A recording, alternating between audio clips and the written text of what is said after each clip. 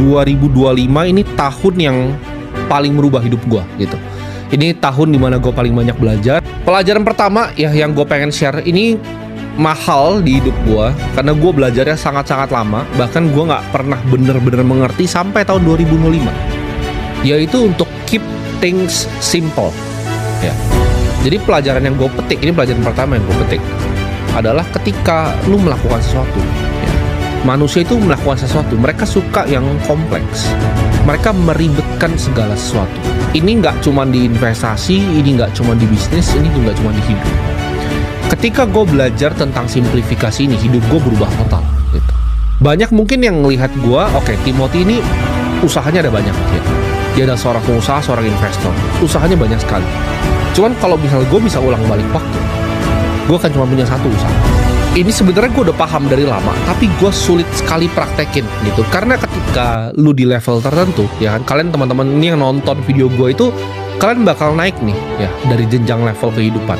Dari pelan-pelan tadinya kalian punya duit 10 juta, 100 juta, 1 miliar. Kalian akan ngalamin di mana banyak sekali nanti tawaran ya, dari orang A, dari teman B, dari teman C. Tapi lu harus bisa keep things simple gitu. Satu bisnis gitu, investasi yang gak lebih dari 3, teman dekat juga gak lebih dari 3. Waktunya diprioritaskan kemana nih ya, antara ke teman kah, ke keluarga kah, kemana.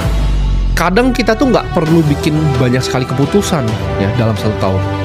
Ini kesalahan yang banyak sekali orang bikin ya. Setahun mereka bikin keputusan yang banyak sekali, padahal cukup 1-2 keputusan aja setahun, hidup lu tuh bisa berubah. Jadi orang lebih banyak say no gitu. Ketika ditawarin ini enggak, ini enggak, ini enggak. Karena ketika lu baru mulai awal karir ya, distraksi itu di mana-mana. Lo harus bisa simplifikasi. Oke, hari ini apa sih yang mau gue lakukan? Apa hal-hal yang mau gue eksekusi? Apa strategi yang gue mau eksekusi? Gak perlu ribet-ribet ya. Lo gak perlu punya rencana ke depan. Ini gue pernah belajar dari salah satu portofolionya Warren Buffett, yaitu Nebraska Furniture Mart ya.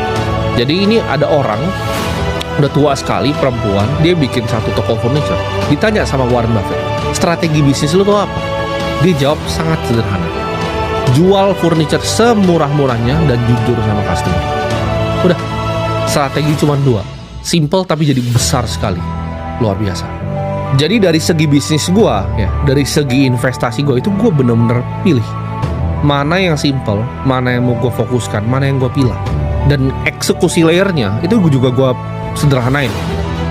Dari dulu kan gue orangnya suka ribet. Ketika gue umur 19 tahun, gue gak ngerti manajemen, karyawan gue 130. Dengan load yang sama sekarang, 15 orang itu bisa kerjain 130 orang. Kenapa? Karena lebih simple, lebih nggak ada birokrasi.